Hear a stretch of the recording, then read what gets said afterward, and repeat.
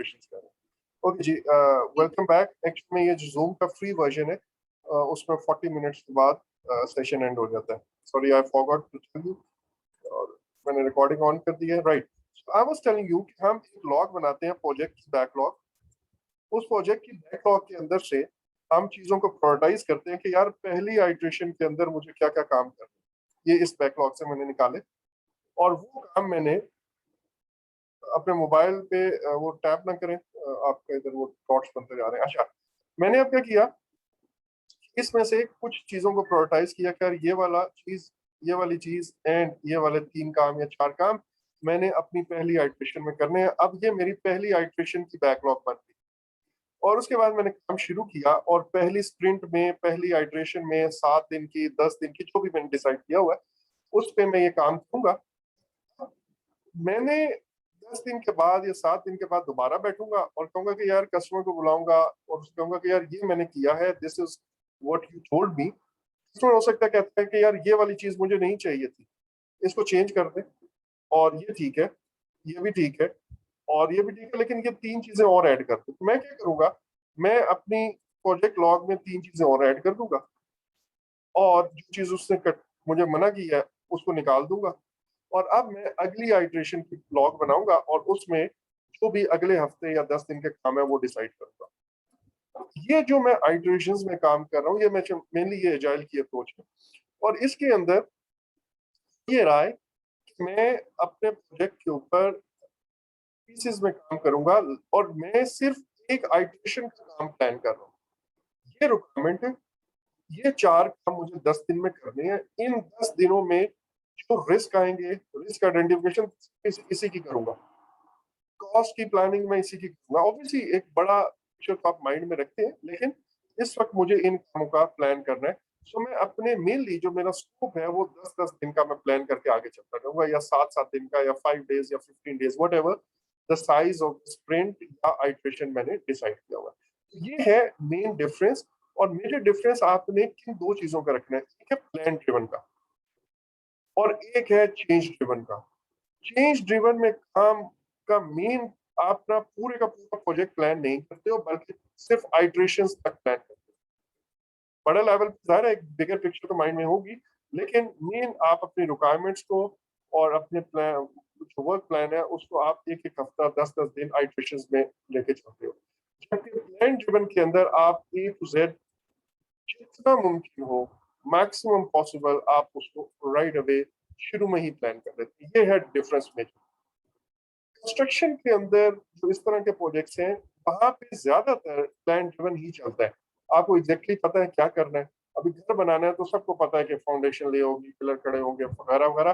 जो चेंजेस आती है ना रिक्वायरमेंट, वो ज्यादा से ज्यादा यही होगा कि यार टाइल्स चेंज कर दो, नहीं यार ये कलर्स ना कर दो। तो उसके लिए अगर आपने वो जो वैलिडेट स्कोप का प्रोसेस बनाया वो साथ है, चल रहा है पैरेलल में सही तरह से, तो फिर आपको टाइल लगाने से पहले आप पूछ लो कस्टमर से कि यार ये टाइल्स आई है, this is what you wanted, approval ले लो, उसके बाद फिट कर लेना। ठीक है। वरना इसमें प्रॉब्लम ये है कि अगर रिक्वायरमेंट चेंज हो गई, तो अब आप सोचें कि आप 2 स्टोरीज खड़ी कर चुके हैं और वो मुझे कहता है नीचे कस्टमर, या आपको अब आके रिक्वायरमेंट चेंज करनी पड़ती है कि यार एक कमरा और ऐड कर दो, तो मुझे पूरा बिल्डिंग ही गिरानी पड़ेगी मुझे, that is not possible actually. ठीक है, तो इसके अंदर ज्यादातर प्लान ड्रिवन ही चलता है। यहाँ पे फ्लेक्सिबिलिटी है, थोड़ी सी कोड को चेंज करना है, ऑब्वियसली उसमें एफर्ट है, टाइम है, बट ऐसा नहीं है कि बिल्डिंग ही ढा दें। ठीक है, तो वहां पे हम Sir, ज्यादातर ये प्लान ड्रिवन पे चलते हैं। जी ma'am. sir, so that means कि change driven में agile में स्टेक होल्डर की एंगेजमेंट ज्यादा होगी, बिकॉज आप बार बार स्कोप रिफाइन कर रहे हो। हाँ, जो कस्टमर है, क्योंकि स्टेक होल्डर सिर्फ एक कस्टमर नहीं है ना, कस्टमर है उसकी कंटिन्यूस होगी at every iteration with respect to.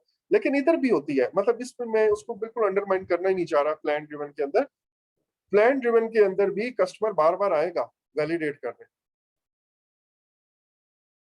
ठीक है। अच्छा, इसमें इसमें एजाइल में बेसिकली अगर इंटरनली भी आप हैंडल कर रहे हैं मेरे ख्याल से प्रोजेक्ट्स को, तो जो आपका प्रोजेक्ट ऑनर है, जो आपका बेसिकली आपके प्रोजेक्ट्स का पार्ट है, तो वो भी वो भी एंगेज आ हो रहा सकता होगा। है कस्टमर की जगह पे। जरूरी नहीं कि कस्टमर ही हो। Exactly, very right sir, very right. ठीक है, कि कस्टमर से ही नहीं, लाइक एक प्रोजेक्ट ऑनर है ना, एक टर्म होती है प्रोजेक्ट ऑनर की भी, फॉर एग्जांपल मैं आईटी डिपार्टमेंट में काम कर रहा हूँ एक ऑर्गेनाइजेशन का, और यहाँ पे एक अकाउंट्स डिपार्टमेंट है, और मैं एक सॉफ्टवेयर बना रहा हूँ इस अकाउंट डिपार्टमेंट के लिए प्रोजेक्ट। मेनली इस प्रोजेक्ट का जो ओनर डिपार्टमेंट है वो अकाउंट्स है। तो account is the owner of this, account department is the owner of this, या manager accounts is the owner of this project. और ये मुझे आके अपनी रिक्वायरमेंट्स में यहाँ पे इसकी तरफ से इनपुट मिल रहा होगा। ठीक है, अच्छा खैर, ये प्रोजेक्ट लाइफ साइकिल आपको, I hope this is clear. And अब मैं इसको रिलेट करूंगा एक दफा उससे, इधर गया, आई एम सॉरी, क्योंकि मैंने रैंडमली बस तस्वीरें कॉपी पेस्ट की है बेस्ड ऑन माय असम्पशन, सारी चीजें शायद उस तरह ना हो जो आपको चाहिए थी। अब आप यहाँ पे देखिए कि प्रोजेक्ट डेवलपमेंट जो यहाँ पे मैं बल्कि मैं इसको यार ब्लैंक स्क्रीन पे ले जाता हूँ, ऐसे नहीं होगा। अब मेरा एक प्रोजेक्ट है, बहुत बड़ा प्रोजेक्ट है, लेट से मुझे डैम बनाना है, और इस प्रोजेक्ट को मैं इनिशिएट करता हूँ। ये प्रोजेक्ट जब इनिशिएट होगा तो पहला काम मैं ये करूंगा कि मैं उसका चार्टर लिखूंगा। चार्टर के अंदर ना आप ये भी डिसाइड कर देते हो कि मेरा प्रोजेक्ट कितने फेजेस में होगा। ठीक है, जब मेरा प्रोजेक्ट इनिशिएट हुआ तो यहाँ पे मैंने कहा कि यहाँ पे ये मेरी इनिशिएशन, यहाँ पे चले मैं करता हूँ, ये मेरा इनिशिएटिंग का प्रोसेस बिल्कुल सारा। और इसके अंदर मैंने डिसाइड कर लिया मेरा प्रोजेक्ट 3 फेजेस में होगा। पहला फेज होगा रिक्वायरमेंट गैदरिंग का, और दूसरा फेज होगा लैंड एक्विजिशन का, और तीसरा फेज होगा डैम कंस्ट्रक्शन का। ये 3 फेजेस में होगा। लेकिन चले हम एक और ऐड कर लेते हैं, हम कर लेते हैं फिजिबिलिटी पहला होगा। ठीक है, उसके बाद रिक्वायरमेंट्स होंगी, और उसके बाद मैं कहता हूं कि लैंड एक्विजिशन है, और फिर मेरी डैम की कंस्ट्रक्शन। ये मैंने इनिशिएटिंग के अंदर डिसाइड किया। उसके बाद मैं इस प्रोजेक्ट की प्लानिंग में जाऊंगा, और प्लानिंग के अंदर यहाँ पे मैं ये बताऊंगा कि यार पूरा प्रोजेक्ट का प्लान होगा। जैसे हम, वो मैंने आपको प्रोसेस बताया हुआ है, अगर आपको नहीं समझ आई तो फिर मैं इस लेक्चर के एंड पे दोबारा वो बता देता हूँ। And that process is very important कि प्लानिंग होती कैसे है। ठीक है, मैंने पूरी प्लानिंग की, कॉस्ट की, प्रोक्योरमेंट की, ये वो। अब इसमें जो प्लानिंग मेरी रिस्ट्रिक्ट होगी मे बी, उसमें मुझे ये सारे प्लान की ये गाइडलाइन मिले कि यार आपने प्रोजेक्ट जब एग्जीक्यूट करना है तो आपने फेजेस में करना है। ये मुझे यहाँ से पता है। तो सबसे पहले मैं कहूंगा कि यार पहले यूं करते हैं कि फिजिबिलिटी की चीजें गैदर करते हैं। अगर फिजिबिलिटी फेवरेबल आई तो फिर हम फर्दर प्लान करेंगे, इससे पहले हम नहीं करेंगे। अब जब प्रोजेक्ट यहाँ पे ये प्रोजेक्ट एग्जीक्यूट होगा तो एग्जीक्यूशन में जो पहली चीज यहाँ से ट्रिगर होगी, बजाते खुद यहाँ पे प्रोजेक्ट में कोई काम नहीं हो रहा, वो मुझे फिजिबिलिटी का फेज ट्रिगर कर देगा। और फिजिबिलिटी शुरू करने के लिए, अब ये मेरा जो फेज है, ये फेज शुरू करने के लिए मैं एक नया चार्टर लिखूंगा, और इस चार्टर में मैं फिजिबिलिटी की हाई लेवल स्कोप और वो सारी बातें बताऊंगा। और फिर मैं यानी कि इस फेज की इनिशिएटिंग में हूँ, फिर इस फेज की फिजिबिलिटी की प्लानिंग में आऊंगा, फिर इस फेज की एग्जीक्यूटिंग होगी, साथ में मॉनिटरिंग एंड कंट्रोलिंग होगी। और जैसे ये फेज मेरा यहाँ पे खत्म हुआ, इसका फाइनल डिलीवरेबल, जब ये फेज क्लोज होगा, इसका फाइनल डिलीवरेबल निकल के आएगा फिजिबिलिटी रिपोर्ट। इस फिजिबिलिटी रिपोर्ट, यहाँ पे भी ये फेज खत्म होता है, इसको हम कहते हैं फेज गेट। फेज गेट पे आप इवैल्यूएट करते हो कि shall we move on to the next phase or not। यहाँ पे डिसीजन हुआ, लेट्स से कि yes we can go ahead with this, और अब मैं अगला फेज की तरफ जाऊंगा।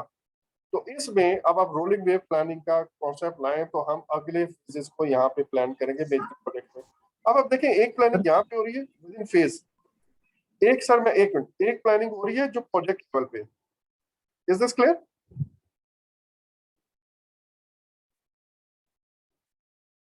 अभी मेरे प्रोजेक्ट का डिलीवरेबल नहीं है, मेरे प्रोजेक्ट का फाइनल डिलीवरेबल वो डैम बन के आना है जब मेरा ये प्रोजेक्ट क्लोज होगा। लेकिन इसके मेरा अंदर एक क्वेश्चन है सर। सर सर जो फिजिबिलिटी है वो जो काम हुआ है उसका या सर जो न्यू काम होना है उसकी फिजिबिलिटी होगी? तो डैम है उसकी, कि डैम बनाना चाहिए या नहीं। ये बजाते खुद एक बहुत बड़ा काम है ना। तो आप इस सारे प्रोजेक्ट तो नहीं किधर से आप जमीन भी खरीदना शुरू करते हैं और बाद में आप कहें कि यार फिजिबिलिटी इसकी ठीक नहीं आई, या टेक्निकली ये ठीक नहीं है, या पॉलिटिकली ये ठीक नहीं है। Getting it? सर एक क्वेश्चन है जी जी।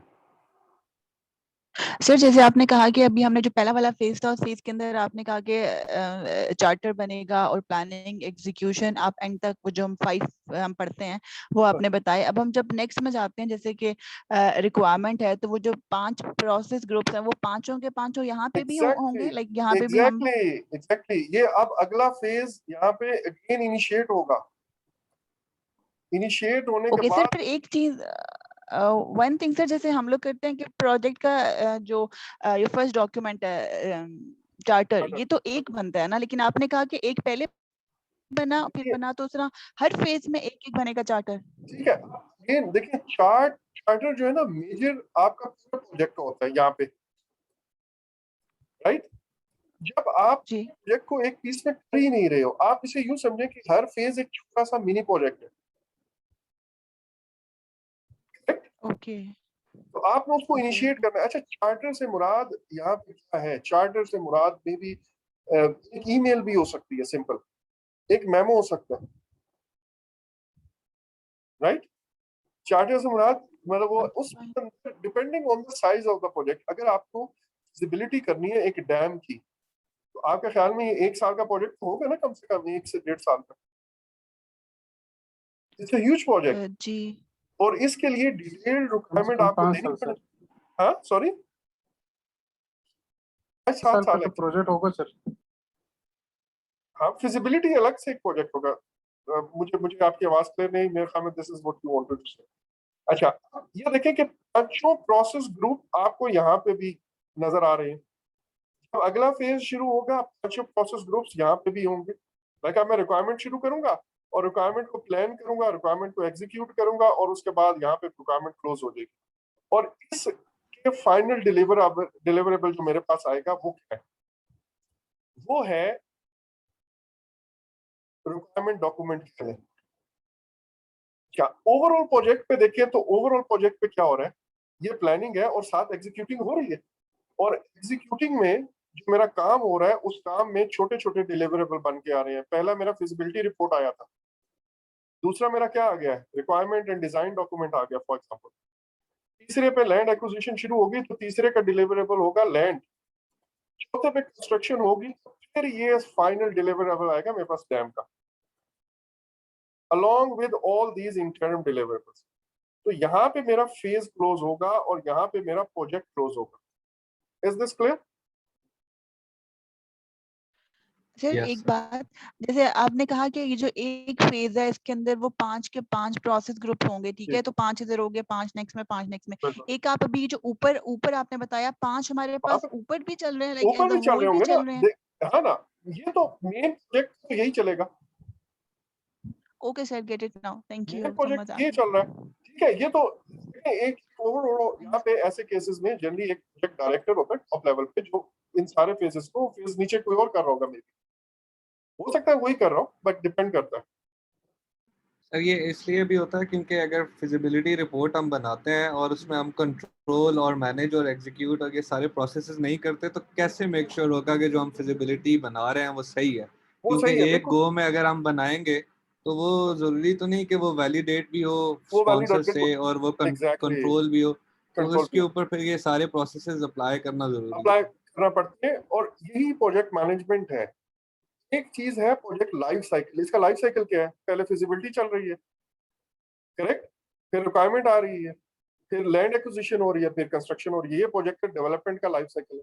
और साथ में प्रोजेक्ट मैनेजमेंट कैसे चल रही है? वो इस तरह चल रही है कि भाई ओवरऑल एक प्रोजेक्ट है। लेकिन हम एक्चुअल में हम लोगों को ये, मैंने ना आपको बहुत एडवांस्ड या एक कॉम्प्लेक्स प्रोजेक्ट, एक बड़े साइज का प्रोजेक्ट का बताया। लेकिन जो छोटे प्रोजेक्ट होते हैं उसमें क्या होता है? छोटे प्रोजेक्ट में एक ही सिंगल फेज में प्रोजेक्ट बनता है, उसका एक ही चार्टर इशू होता है, एक ही दफा प्लानिंग होती है, एग्जीक्यूटिंग शुरू हो जाती है, that's it. Correct sir and ma'ams and sirs? मैं इस डायग्राम को उड़ा दूं if it is clear? Yes. Yes, Okay. sir. Thank you. Clear okay जी, जी सर, क्लियर और क्लियर। ठीक हो गया जी। अब हम जाते हैं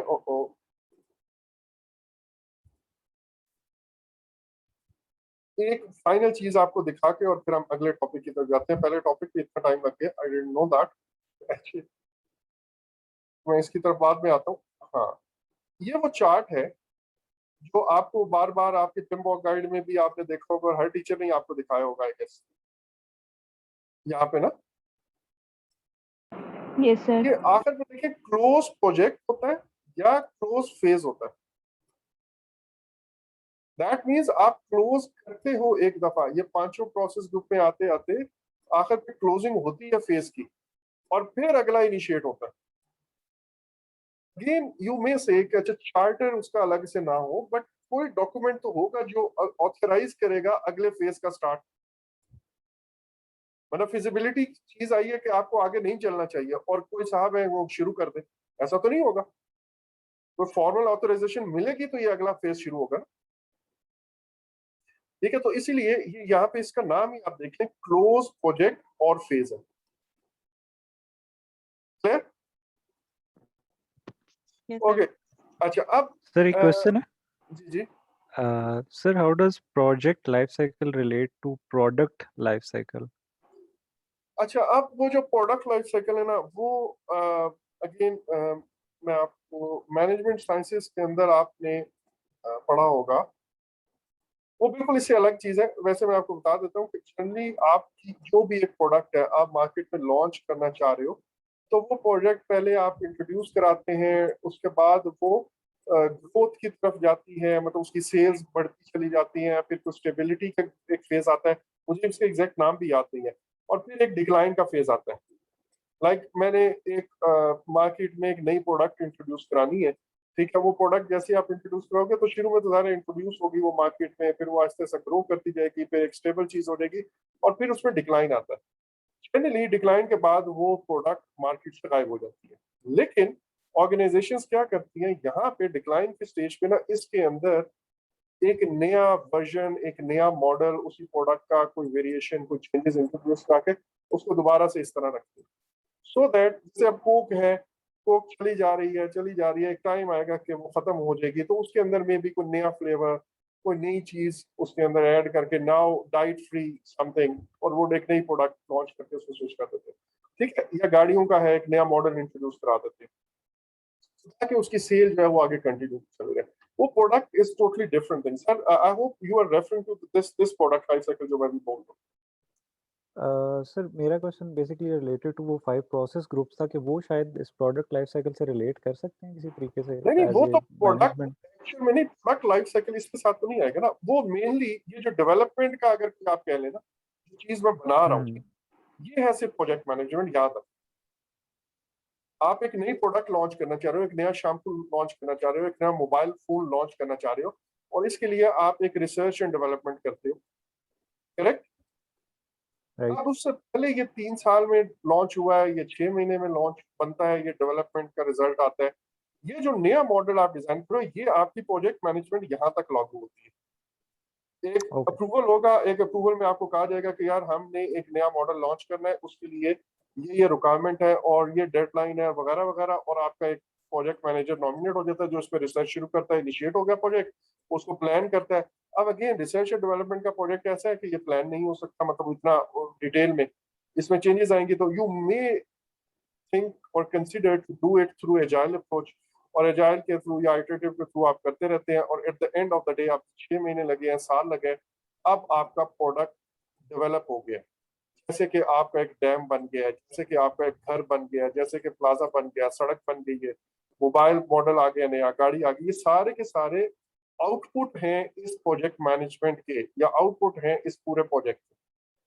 अब वो मार्केट में लॉन्च होगा तो वो इन मराहल से आगे जाएगा।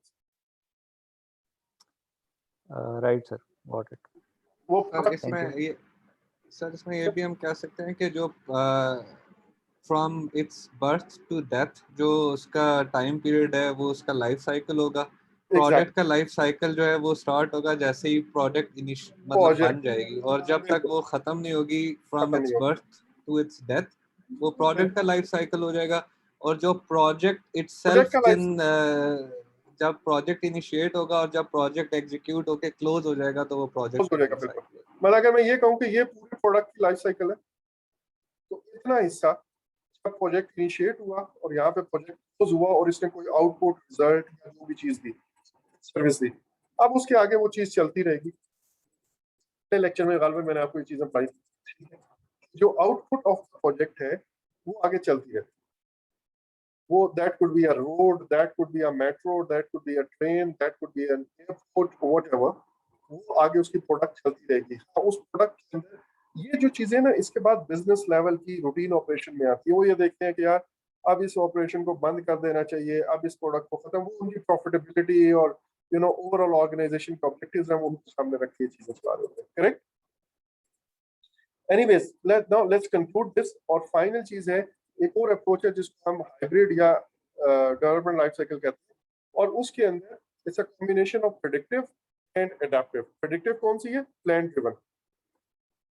फॉर एग्जांपल, मैंने ये कहा कि यार शुरू में जो रिक्वायरमेंट गैदर करनी है, ये जो मेरा पहला फेज है, मैंने एक पूरा प्रोजेक्ट प्लान किया, रिक्वायरमेंट गैदर करूंगा, फिर वो लैंड एक्विजिशन करूंगा, फिर डैम कंस्ट्रक्ट करूंगा, ये फेजेस है। लेकिन जो रिक्वायरमेंट गैदरिंग है ये ऐसा है कि इसके बारे में मैं कुछ नहीं कह सकता एट दिस स्टेज, इसको मैं एडेप्टिव के थ्रू कर लेता हूँ।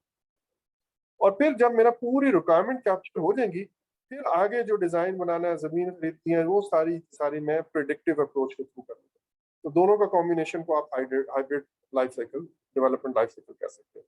So I guess that's enough for this topic now. एक चीज मैं आपको यहाँ पे फाइनल दिखाना चाह रहा हूँ। मैंने आपके ना बहुत सारे लेक्चर्स में आपको बार बार एक बात कही थी कि यार आपके प्रोजेक्ट के अंदर ना जब प्लानिंग होती है, सॉरी, आपका प्रोजेक्ट इनिशिएट हुआ, इनिशिएट के बाद जब प्लानिंग प्रोसेस ग्रुप में आप आते हैं, तो प्लानिंग प्रोसेस ग्रुप में ऊपर सबसे ऊपर एक प्रोजेक्ट मैनेजमेंट प्लान बनता है। और उसमें बनाने का तरीका ये है कि आप पहले सारे प्लान्स बना लेते हैं हर नॉलेज एरिया के। ये स्कोप का बना, रिक्वायरमेंट का बना, ठीक है, उसके बाद आपके पास टाइम का बना, फिर कॉस्ट मैनेजमेंट प्लान बना, साथ में ही क्वालिटी मैनेजमेंट प्लान, सारे पैरेलल में जैसा अलग अलग बन जाते हैं। ये सारे के सारे 12 प्लान्स, 12 प्लान्स इसमें आके लगते हैं, ये मैंने आपको बताया हुआ है। और इसी तरह इसके साथ 3 बेस लाइन्स भी बनती हैं और तीनों बेस लाइन्स भी आ जाती हैं। उसके अलावा मैं आपको बार बार एक बात कहता रहूँ, यार 2 और चीजें हैं, 2 और चीजें हैं, वो मैं बताऊंगा बाद में। 2 और चीजें, ठीक है? वो 2 और चीजें क्या है आपके प्रोजेक्ट मैनेजमेंट प्लान में? 2 और चीजें क्या है sir? Configuration management plan and change वो तो प्लान है, मैनेजमेंट वो तो प्लान। 12 प्लान हो गए। वो ये है, ये नीचे देखें 17 एंड 18। आपके प्रोजेक्ट लाइफ साइकिल की डिस्क्रिप्शन क्या है? मींस आपका प्रोजेक्ट के अंदर क्या क्या स्टेजेस आएंगी, पहले रिक्वायरमेंट है, फिर डेवलपमेंट है, या क्या है? एंड डेवलपमेंट अप्रोच आपने कौन सी यूज करनी है? आपने प्लान ड्रिवन अप्रोच करनी है या चेंज ड्रिवन करनी है?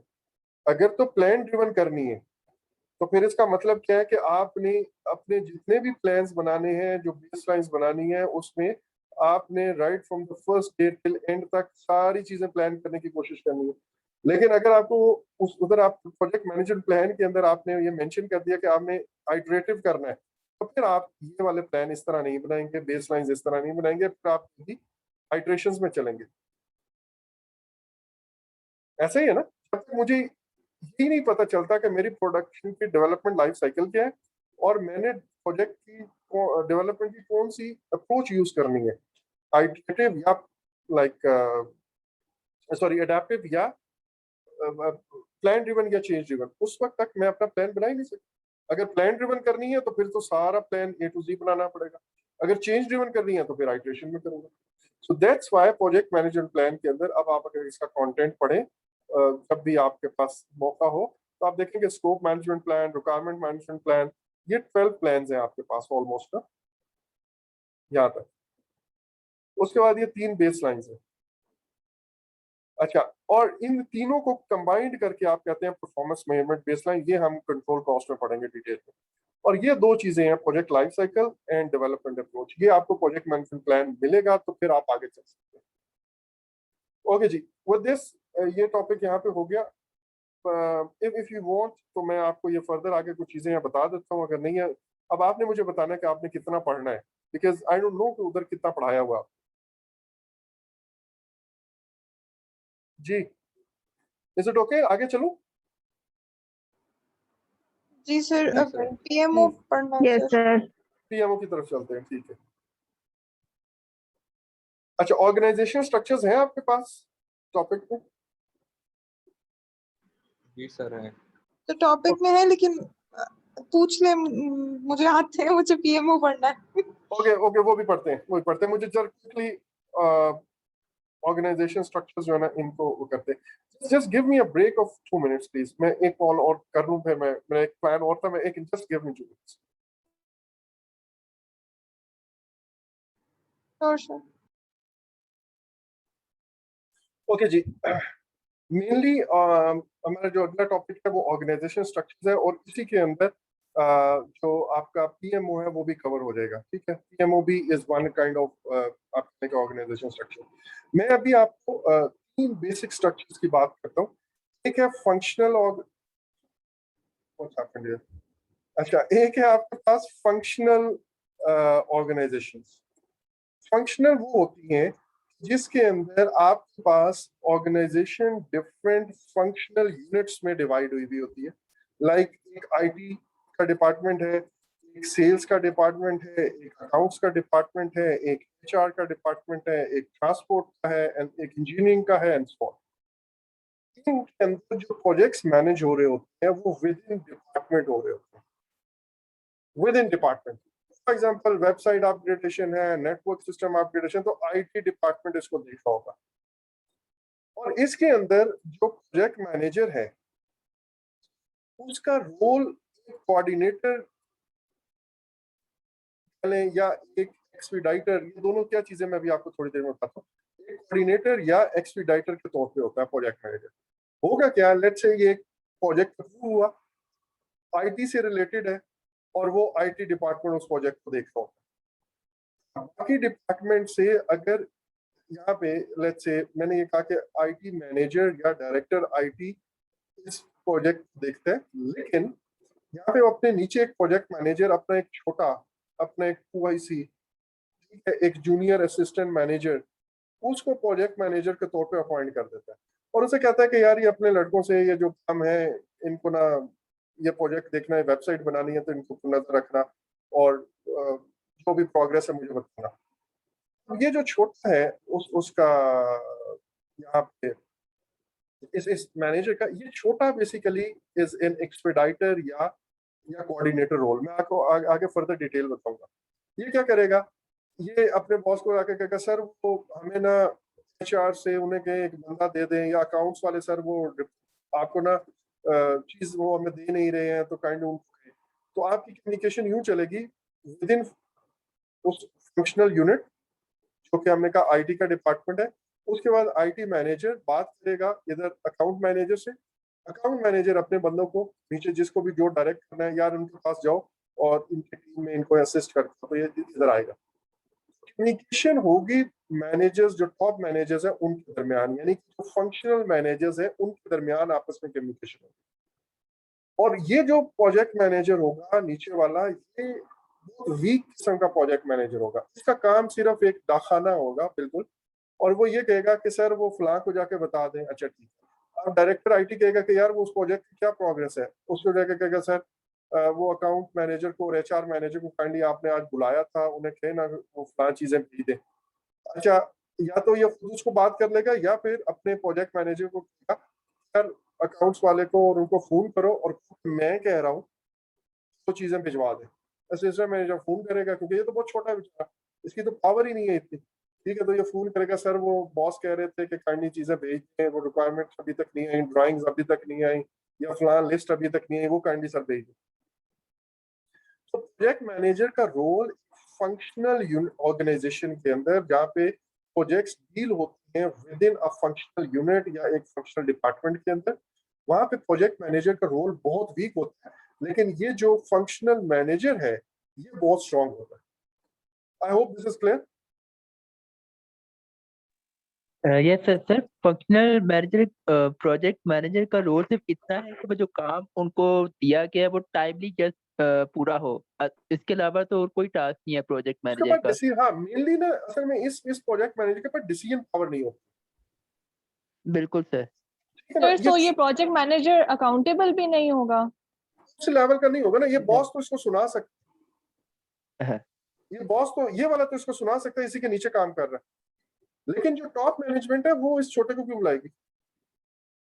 ये वो वाला बंदा है जो लैपटॉप साथ जाके स्लाइड चलाएगा, ठीक है, ये ब्रीफ कर रहा होगा और कहीं कहीं अगर ये बहुत ज्यादा एफिशिएंट किस्म का है तो लुकमा दे देगा बॉस को। सर ये तो ज्यादती हुई। नहीं ज्यादती कोई नहीं, ये प्रोजेक्ट मैनेजर थोड़ी वो सजेशन तो दे सकता है ना, बाकी वो अगर अप्रूव होना या नहीं होना वो तो टॉप मैनेजमेंट का डिसीजन है। हाँ वो ये एक्चुअल में आपके ना कल्चर, ऑर्गेनाइजेशन का कल्चर है वो ये डिक्टेट कर रहा होता है। अगर बहुत रिजिड किस्म की ऑर्गेनाइजेशन है तो वहां पे मे बी ये बोला ही ना, वो शायद मीटिंग में भी ना जाए, ठीक है। लेकिन अगर फ्लेक्सिबल है तो हो सकते हैं एक्टिवली पार्टिसिपेट करो, लेकिन एक्चुअल पावर फिर भी आपके फंक्शनल मैनेजर के पास रहती है। अच्छा अब बाकी बात है कि टीम मेंबर्स कौन होते हैं। तो मेन टीम मेंबर्स इसके अपने ही डिपार्टमेंट के लोग होते हैं। हाँ अगर कोई और टीम मेंबर बाहर से चाहिए भी हो वो इसी चैनल को, कम्युनिकेशन चैनल को, कोऑर्डिनेशन जो है वो बिटवीन टॉप मैनेजर्स यानी कि फंक्शनल मैनेजर्स ही आपस में कोऑर्डिनेट कर रहे होते हैं। अगर कोई बंदा इधर से लिया भी है इवन देन कोऑर्डिनेशन यहीं पे हो रही है। अच्छा ये है एक एक्सट्रीम, फंक्शनल मैनेजर्स है। दूसरी एक्सट्रीम क्या है? दूसरी एक्सट्रीम है आपका प्रोजेक्ट ओरिएंटेड ऑर्गेनाइजेशन है। प्रोजेक्ट ओरिएंटेड ज्यादातर अब जैसे सॉफ्टवेयर हाउसेज है वो मेनली प्रोजेक्ट ओरिएंटेड ऑर्गेनाइजेशन है ज्यादातर, या जो कंस्ट्रक्शन। जी मैम। सर सॉरी दोबारा पूछ रही हूँ। So basically communication is between functional managers, लेकिन जिसका प्रोजेक्ट है जिस डिपार्टमेंट का वो ही बेसिकली इसको लीड करके चलेगा। अब बाद में रिक्वायरमेंट्स आ रही हैं तो डिफरेंट फंक्शनल मैनेजर्स के साथ इंटरेक्ट कर रहा है, लेकिन जो डिफरेंट फंक्शनल मैनेजर्स हैं उनसे तो कोई they are not accountable for anything, right? They are just helping the other manager. Okay सुने, ये जो चार्टर है ना, सुनिए, ये जो चार्टर हम इशू करते हैं, चार्टर में आपने बार बार एक चीज कही कि पावर देता है, प्रोजेक्ट मैनेजर को पावर देता है ना। चार्टर के अंदर जब टॉप मैनेजमेंट ने एक प्रोजेक्ट सिलेक्ट किया, बोर्ड ऑफ गवर्नर्स ने, या लेट्स से ऑर्गेनाइजेशन वाइड एक डिसाइड हुआ बोर्ड की मीटिंग में, यार हमारी ऑर्गेनाइजेशन बड़ी थकड़ किस्म की पुरानी अभी तक चल रही है, ठीक है, पिछली सदी में हम जी रहे हैं, तो अब सबकी वेबसाइट्स हैं, अब खुदा के लिए अपनी भी वेबसाइट बना लो, राइट। तो इस केस में ये जो आईटी मैनेजर को उसको डायरेक्ट करेगा। अब ये डिसीजन हुआ, आईटी मैनेजर कहेगा सर मैं बिल्कुल बनाता हूँ, तो मुझे इसमें बाकी उनको कॉपरेशन भी चाहिए होगा क्योंकि मैंने सारे प्रोसेसेस उसके अंदर डालने हैं ये वो। अब तो अच्छा यार ठीक है बना के लाओ ड्राफ्ट। अब ये मैनेजमेंट जब इशू करती है चार्टर तो ये लिखती है all functional managers must extend necessary cooperation and provide all the resources and meet other requirements of this project, yeah, to successfully complete this project within given time, isn't it? Yeah. तो ये वो चीज है जो आपको power देती है, वो चार्टर देती है। तो, लेकिन ये छोटा जिससे जो प्रोजेक्ट मैनेजर है बहुत छोटा होता है, एक्सपीडाइटर होता है या कोऑर्डिनेटर होता है। ये इनका डिफरेंस मैं आगे बताऊंगा, ठीक है। लेकिन कम्युनिकेशन, मेजर कम्युनिकेशन है वो टीम मेंबर्स आपस में कोऑर्डिनेट कर रहे हैं, इसी डिपार्टमेंट के। कुछ टीम मेंबर्स दूसरे डिपार्टमेंट के भी होंगे, ज़रा एक अकाउंट्स का बंदा होगा, वो अकाउंट के प्रोसीजर आपने उसमें डालने हैं, यार हमारी ये रिक्वायरमेंट है वेबसाइट के अंदर। कोई एडमिशन डिपार्टमेंट है, एडमिशन की होगी एंड सो ऑन।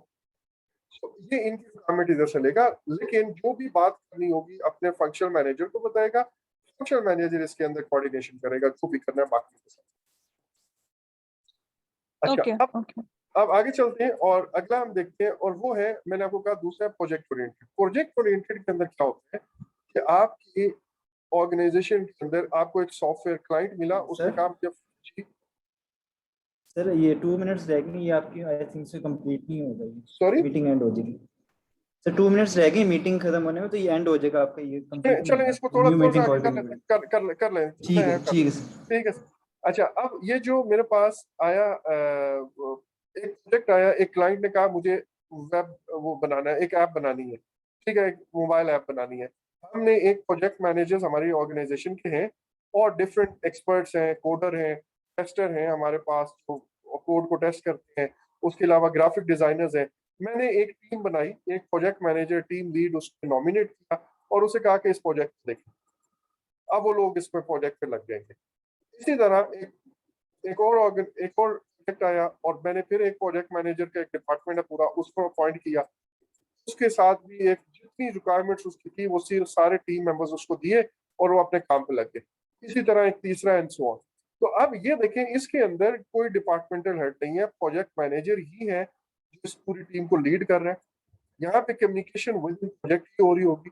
इस प्रोजेक्ट के पास अपनी तमाम रिक्वायर्ड रिसोर्सेज होंगी एंड ये प्रोजेक्ट मैनेजर फुली पावरफुल होगा लेकिन फुली अकाउंटेबल भी होगा। ठीक है, जैसे मैम ने कहा, अब ये पूरी तरह अकाउंटेबल अपने बॉसेस को about the successful completion of this project. तो ये दूसरी एक्सट्रीम है जिसमें प्रोजेक्ट मैनेजर के पास पूरी पावर है, लेकिन एट द सेम टाइम जब पावर है तो वो रिस्पॉन्सिबिलिटी एंड अकाउंटेबिलिटी दोनों चीजें भी इसके पास होगी। प्रोजेक्ट की सक्सेस और फेलियर किसी के ऊपर ब्लेम या क्रेडिट जाएगा। अच्छा,